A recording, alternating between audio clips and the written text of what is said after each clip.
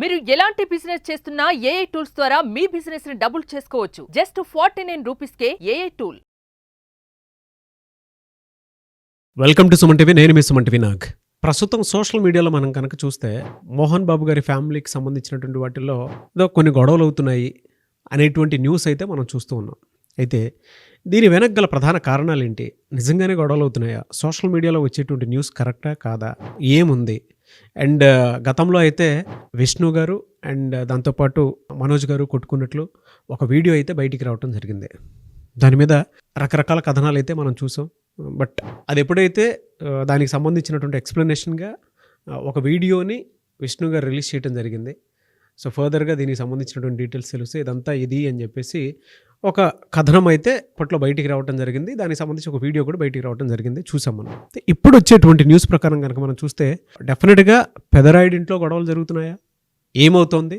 దీనికి సంబంధించినటువంటి అప్డేట్స్ ఏంటి అనేది ఈరోజు మనతో పాటు హైకోర్టు అడ్వకేట్ రవీంద్రనాథ్ గారు ఉన్నారు. అది వారి మాటలో తెలుసుకుందాం. Hello sir. హాయ్ నాగరాజ్ గారు. పెదరాయుడు అనేటువంటి ఆ మోడ్లోనే చూస్తారు మోహన్ బాబు గారిది. సో ఆ ఇంట్లోనే తగాదాలు వస్తున్నాయి అనేటువంటి విషయాలు అయితే కొన్ని కథనాల ప్రకారం మనం చూస్తూ ఉన్నాం. మీకు తెలిసిన వాస్తవ కోణాలు ఏంటి? అంటే సోషల్ మీడియా కథనాల ప్రకారం కానివ్వండి, రకరకాలుగా వచ్చేటువంటి స్పెక్యులేషన్స్ పాయింట్లో నుంచి మీకు తెలిసిన వాస్తవ కోణాలు ఏంటి? నిన్న మన పెదరాయుడు మోహన్ బాబు గారి ఇంట్లో చిన్న ఘర్షణాత్మక వాతావరణం జరిగినట్టుగా మంచు మనోజ్ గారు తన భార్య భూమా మౌనికారెడ్డితో కలిసి బంజారాహిల్స్ హాస్పిటల్లో వెళ్ళినటువంటి కొన్ని విజువల్స్ చూసాం. ముఖ్యంగా ఆయనకి కాళ్ళకి మెడకి పట్టితో ఆ హాస్పిటల్లో వెళ్తున్నటువంటి విషయం తెలిసింది. దీని మీద ఇమీడియట్గా మీడియా కథనాలు చేసినప్పుడు వాళ్ళు చెప్పిన విషయం ఏంటంటే తండ్రి అండ్ కొడుకు అంటే మోహన్ బాబు గారు అదేవిధంగా మంచు మనోజ్ ఇద్దరు కూడా కొంత ఘర్షణాత్మక వాతావరణం ఇంట్లో నెలకొందని, ఒకరిపైన ఒకరు చేసుకున్నారని చెప్తూ మీడియా కథనాలు కంటిన్యూగా రావడం జరిగింది.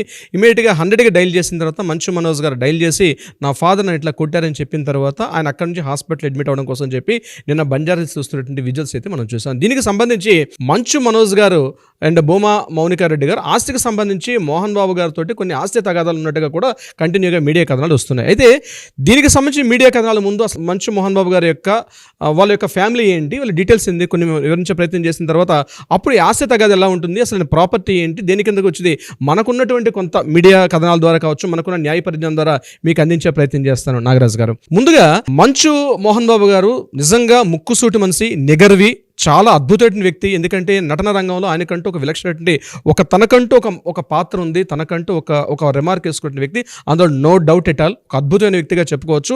అతి చిన్న స్థాయి నుంచి కూడా అంచెలంచెలుగా ఎదిగి చెన్నై మహానగరంలో కూడా అనేక వీధుల్లో రోడ్ల మీద తిరుగుతూ కూడా అనేక మంది దర్శక నిర్మాతలను సంప్రదించి తన విలక్షణటువంటి నటనతోటి తనకంటూ ఒక పాత్రని ఏర్పాటు చేసుకుని అందులో నో డౌట్ ఎట్ ఆల్.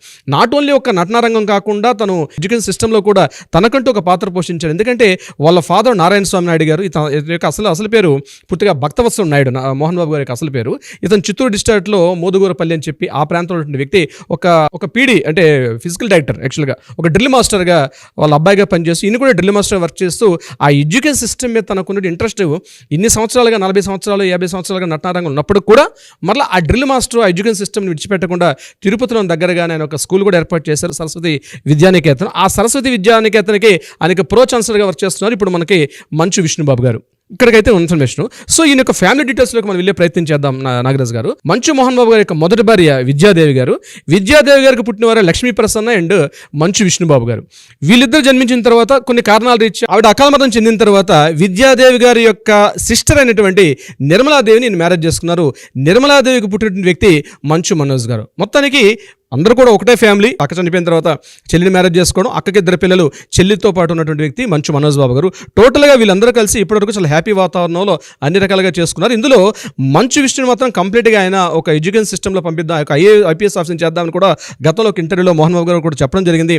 కానీ ఆయన సినిమా రంగం మీద ఇంట్రెస్ట్ మీద మంచు విష్ణు గారు కంప్లీట్గా ఇటువైపు రావడం జరిగింది. మంచు లక్ష్మి గారు కూడా కొంత సినిమా రంగానికి వచ్చారు. మంచు మనోజ్ మాత్రం సినిమా రంగానికి రాననుకున్నారు కానీ ఆయన సినిమా రంగంలో కూడా రావడం కూడా జరిగింది. అయితే వీళ్ళకున్న ప్రాపర్టీస్ ఏవైతే ఉన్నాయో ప్రాపర్టీస్ మాత్రం షేర్ చేసుకున్నారు. అది ఏ రకంగా షేర్ చేసుకున్నారంటే గతంలో మోహన్ బాబు గారు ఒక వీడియో చేశారు. ఆ వీడియోలో కూడా నా ప్రాపర్టీస్ అన్ని కూడా ఈక్వల్గా ఇస్తాను అందరికి కూడా, ఆడపిల్లలకైనా మగపిల్లలకైనా. అసలు మంచు గారి ఫ్యామిలీ యొక్క డీటెయిల్స్లోకి వెళ్ళే ప్రయత్నం చేద్దాం. ఇందులో మంచు మనోజ్ గారికి 4 పిల్లలు. అందులో అరియానా విరియానా అని చెప్పి ఇద్దరు అమ్మాయిలు ఉన్నారు, ట్విన్స్ ఇద్దరు ఉన్నారు. అది కాకుండా అవరామ్ భక్త అని చెప్పి మరొక అబ్బాయి కూడా పుట్టాడు. ఈ అవరామ్ అంటే యాక్చువల్ ఏంటంటే మంచు మోహన్ బాబు గారి యొక్క అసలు పేరు భక్తవత్సల నాయుడు. అందులో భక్తను తీసుకొని ఈ అబ్బాయికి వెనక భక్తని పెట్టడం కూడా జరిగింది. దీని తర్వాత మరలా మరొక అమ్మాయి పుట్టింది. ఆ అమ్మాయి పేరు ఆర్య విద్య. విద్య అంటే ఎవరు? వీళ్ళ అమ్మ అనమాట. అంటే మంచు విష్ణు గారి యొక్క అమ్మ విద్యాదేవిలో ఆ విద్యను తీసుకొచ్చి ఇక్కడ పెట్టుకున్నారు. ఎందుకు డీటెయిల్ చెప్పే ప్రయత్నం చేస్తానంటే మీకు తర్వాత మరికొద్ది నిమిషాలు మీకు అర్థమవుతుంది ఎందుకు నేను ఇంత డీటెయిల్గా చెప్తున్నాను అంటే. సో నలుగురు పిల్లలు మంచు విష్ణు గారికి టోటల్గా. అంటే ఒక అబ్బాయికి తండ్రి పేరు మీద ఇష్టంతో భక్తని పెట్టుకున్నారు, అమ్మ పేరు మీద ఇష్టంతో కింద విద్యను కూడా యాడ్ చేసుకుంటూ పెట్టుకున్నారు. ఇక్కడ మంచు లక్ష్మీ ప్రసన్న గారికి ఒక అమ్మాయి ఉంది, విద్యా నిర్వాణ, ఆ అమ్మాయి పేరు. ఇది కాకుండా మంచు మనోజ్ గారు రీసెంట్గా ఒక మ్యారేజ్ చేసుకున్నారు. ఆ మ్యారేజ్ చేసుకున్న అమ్మాయి భూమా నాగిరెడ్డి గారు, భూమా శోభ, చనిపోయిన ఇద్దరు వ్యక్తుల యొక్క అమ్మాయి, చిన్న అమ్మాయి అంటే భూమా మౌనికని మ్యారేజ్ చేసుకున్నారు. ఆల్రెడీ ఒక 6 సంవత్సరాల అబ్బాయి ఉన్నాడు. ఆ 6 సంవత్సరాల అబ్బాయితో ఉంటుండగానే మరలా ఈ రెండో పెళ్లి చేసుకున్నారు మంచు మనోజ్ని. మంచు మనోజ్ కూడా గతంలో ఒక మ్యారేజ్ అయింది. వాళ్ళిద్దరు కూడా విడిపోయారు, ప్రణతి రెడ్డి అని చెప్పి. వాళ్ళిద్దరు డివోర్స్ అయిన తర్వాత మంచు మనోజ్ గారు ఈ అమ్మాయిని పెళ్లి చేసుకున్నారు. వీళ్ళకి ఒక అమ్మాయి పుట్టింది. ఆ అమ్మాయి పేరు దేవసేన శోభ. ఇక్కడ ఈ పదాలు మీరు కాస్త అంటే నా యొక్క విశ్లేషణ ఇది కొంతవరకు నాకున్న ఇన్ఫర్మేషన్ ప్రకారం చెప్తున్నాను. వీళ్ళు యాక్చువల్గా ఏంటంటే మంచు విష్ణు, మంచు మనోజ్ గారికి మధ్యలో ఏంటంటే కొంత భేదాభిప్రాయాలు, ఆస్తి తగాదాలకు సంబంధించి అయితే కొంత ఉన్నట్టుగా ఇక్కడ ఏమైందంటే గతంలో 2023లో మంచు విష్ణు గారికి అదేవిధంగా మంచు మనోజ్కి మధ్య కొంత ఆస్తి సంబంధించిన గొడవలు జరిగినట్టుగా ఒక వీడియో కూడా వైరల్ అవడం జరిగింది. దాని తర్వాత మళ్ళీ సద్దుమణిగింది గడిచిన ఒక 9-10 నెలలుగా. మళ్ళీ ఇప్పుడు ఇష్యూ రావడం జరిగింది. నిన్న మోహన్ బాబు గారి మీద డైరెక్ట్గా 100గా డైల్ చేసి మంచు మనోజ్ గారు నా తండ్రి నన్ను కొట్టారు అని చెప్తూ చెప్పడం జరిగింది. దాని మీద పోలీస్ డిపార్ట్మెంట్ వాళ్ళు కూడా లేదు మీరు రిటర్న్ కంప్లైంట్ చేయాలని చెప్పారు. కానీ ఇప్పటివరకు నాకంత ఇన్ఫర్మేషన్ ప్రకారం ఈ వీడియో చేస్తున్నసేపటికి ఇప్పటికైతే రిటర్న్ కంప్లైంట్ చేయలేదు.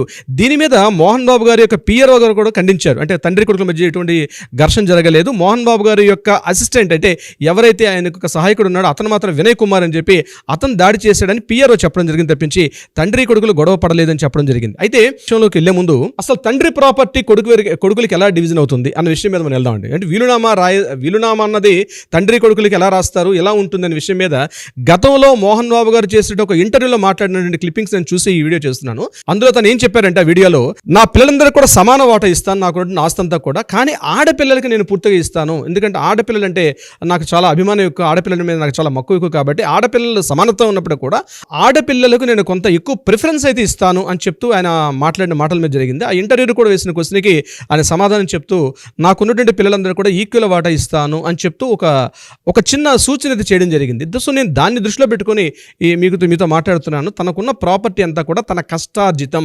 అతనికి తాతల నుంచి వచ్చిన ప్రాపర్టీ ఎంత ఉందో మనకు తెలియదు, కానీ ఒక విలునామా రాసే తండ్రి నుంచి వస్తూ సంక్రమించాల్సిన ఆస్తి ఏదైతే ఉందో అది డెఫినెట్గా తండ్రి యొక్క స్వార్జితం. తండ్రి యొక్క ఇష్టపూర్వకంగా మాత్రమే కొడుకులకైనా, కూతుర్లకైనా, మనవలకైనా, మనవరండ్రికైనా సమాన వాటా వస్తుంది తప్పించి తండ్రి ఇష్టపూర్వకంగా లేకుండా బలవంతంగా తీసుకునే ప్రయత్నం చేయడం అనేది 100% తప్పు. ఇంకొకటి, ఆయన ఏదైతే శ్రీ విద్యానికేతన్ ఏర్పాటు చేశారో, శ్రీ విద్యానికేతన్లో ఉన్నటువంటి స్కూల్కి సంబంధించిన విషయాలన్నీ కూడా గతంలో కొన్ని వివాదాలు కూడా వచ్చాయి. దాని మీద ఆయన అప్పట్లో రాజకీయంగా కూడా కొంత విభేదాలకు నేను ఆ విషయం టచ్ చేసే ప్రయత్నం చేయట్లేదు. ఈ యొక్క ఆస్తులకు ఇప్పటివరకు అయితే ప్రో ఛాన్సలర్గా మంచు విష్ణు గారు పనిచేస్తున్నారు. దీనికి సంబంధించి మంచు మనోజ్ గారు కూడా గతంలో ఒక వీడియో చేశారు. ఆ వీడియోలో మాట్లాడుతూ మంచు మనోజ్ గారు కంప్లీట్గా మా ప్రాపర్టీస్ ఏవైతే ఉన్నాయో దానికి సంబంధించి అన్ని కూడా అన్నయ్య చూసుకుంటున్నాడు, మంచు విష్ణు చూసుకుంటారు తప్పించి నేను కేవలం సినిమా రంగం మీద దృష్టి కేంద్రీకరిస్తాను, నాకేం అవసరాలు చూస్తాను తప్పించి నేను సినిమా రంగం మీదే ఫోకస్ చేస్తాను, బట్ మా ప్రాపర్టీస్ అన్నీ కూడా మా అన్నయ్య చూసుకుంటారు, మా అక్క చూసుకుంటారని చెప్పి గతంలో చెప్పడం కూడా జరిగింది. అయితే మరి ఇప్పుడు ఎందుకు విభేదాలు వచ్చి ఉంటాయంటే బహుశా నా యొక్క అవగాహన ప్రకారం ఏంటంటే ఎప్పుడైతే మంచు మనోజ్ గారికి మ్యారేజ్ అయిందో, ఇప్పుడు పిల్లలు పుట్టారో, పిల్లలకు సంబంధించి ఈ యొక్క తాతల యొక్క ఆస్తి మనవలకి వస్తుందా, మనవరండ్రికి వస్తుంది మీద మనం అనేక వీడియోలు చేసామండి నాగరాజ్ గారు దీనికి సంబంధించింది. సో ఇన్ని వీడియోలు చేసినప్పుడు కూడా ఏంటంటే ఇప్పటికీ అవగాహన లోపం అయితే చాలా మందికి ఉంది ఈ యొక్క వీడియోలకు సంబంధించి. అయితే ప్రాపర్టీస్ ఎలా వస్తాయంటే ఒక తాతగారి నుంచి వచ్చే ప్రాపర్టీస్ మాత్రమే మనవలకి, మనవరండ్రికి హక్కు ఉంటుంది తప్పించి తండ్రి నుంచి సంక్రమిస్తున్న ఆస్తి తండ్రి యొక్క ఇష్టపూర్వకంగా ఎవరికైనా ఇవ్వచ్చు తప్పించి ఖచ్చితంగా ఇవ్వాలంటే క్లాజ్ అయితే లీగల్గా ఎక్కడా లేదు.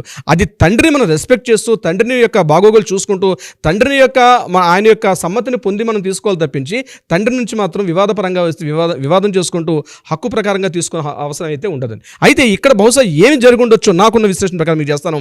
ఈయన ఇనీషియల్ స్టేజ్లోనే తండ్రి గారు అంటే మోహన్ బాబు గారు ఏం చేసి వచ్చే తన ప్రాపర్టీస్ కొంత అమౌంట్ని అటు మంచు మంచు మనోజ్ గారికి విష్ణు గారికి కొంత ప్రాపర్టీ ఇచ్చి ఉండొచ్చు.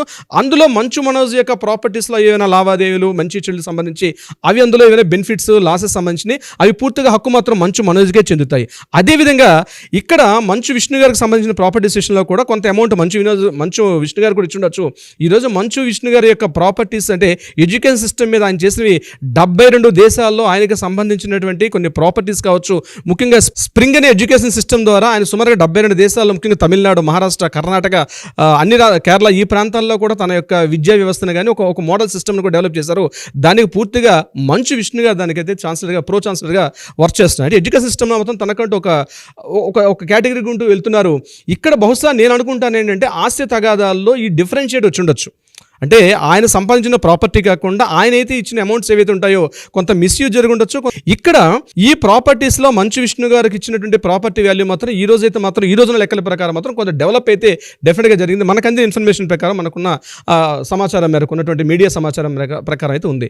మోహన్ బాబు గారు గతంలో చేసిన వీడియో ప్రకారం అయితే ప్రాపర్టీస్ డివిజన్ చేసేటప్పుడు అమ్మాయిలు కాస్త నాకు ఇష్టం, అమ్మాయిలకి నేను ఎక్కువగా ఇంపార్టెన్స్ ఇస్తానని చెప్తూ నేను ఆ రకంగా ఆలోచిస్తానని చెప్పడం కూడా జరిగింది. బహుశా ఇప్పుడు మనం ఉన్న లెక్కల ప్రకారం వేసుకుంటే మంచు లక్ష్మి గారికి ఒక అమ్మాయి ఉంది, అదేవిధంగా మంచు విష్ణు గారికి 3 అమ్మాయిలు ఉన్నారు. మంచు మనోజ్ గారికి రీసెంట్గా అమ్మాయి పుట్టింది, దేవసేన అనే అమ్మాయి, దేవసేన శోభన పుట్టింది. బహుశా ఇక్కడ ఈ ఇద్దరు అంటే లక్ష్మి గారికి అదేవిధంగా మనకున్నటువంటి విష్ణు గారికి ప్రాపర్టీ వాల్యూ ఎక్కువగా ఉండొచ్చు. అదేవిధంగా ఆ షేరింగ్ ఆయన చెప్పినటువంటి వీడియో ప్రకారం చెప్తున్నాను, మన దేవసేన అయితే మంచు మనోజ్ గారి యొక్క అమ్మాయికి తక్కువ వచ్చే అవకాశం ఉండొచ్చు. బహుశా ఈ యాంగిల్లో ఏమైనా ఒక ఇష్యూ జరిగి ఉండొచ్చు అని కూడా అవకాశం ఉంటుంది. ఇది కాకుండా ప్రధానంగా ఈ అమ్మాయి పేరు యొక్క శోభని పెట్టడం కూడా, ఎందుకంటే వీళ్ళు మంచు లక్ష్మి గారు కానీ లేకపోతే మంచు విష్ణు గారు కంప్లీట్గా మంచు మోహన్ బాబు గారు చాలా దగ్గరగా ఉంటారు. అనేక సందర్భాల్లో మనం చాలా వీడియోలు చూసాం. ఆ డిఫరెన్షియేట్ మనకి కొద్దిగా కనిపిస్తుంది కొన్ని కాస్త పరిశీలించి చూడగలిగితే. ఇక్కడ శోభాని పేరు పెట్టుకొని పేరెంట్స్కి దగ్గరగా లేకపోవడం అన్నది కూడా బహుశా ముక్కుసూటి మనిషి, డిసిప్లిన్ ఉన్నటువంటి వ్యక్తి, క్రమశిక్షణకు మారుపేరుగా ఉన్నటువంటి వ్యక్తి. దీనికి కారణం ఏమిటొచ్చు, మ్యారేజ్ కూడా వీళ్ళు జస్ట్ గెస్ట్ అపీరెన్స్ ఇచ్చారు తప్పించి వీళ్ళు కంప్లీట్గా మ్యారేజ్లో పార్టిసిపేట్ చేయలేదు. మంచు మోహన్ బాబు గారు వెళ్ళలేదు, అదేవిధంగా విష్ణు గారు కానీ లక్ష్మీప్రసాద్ జస్ట్ ఫార్మాలిటీగా వెళ్ళి వచ్చారు. కంప్లీట్గా మంచు విష్ణు అయితే ఆ ఫంక్షన్ కూడా అటెండ్ కాలేదు ఆ యొక్క మ్యారేజ్ కూడా. ఓన్లీ మోహన్ బాబు గారు లక్ష్మీప్రసాద్ వెళ్ళి రావడం జరిగింది తప్ప.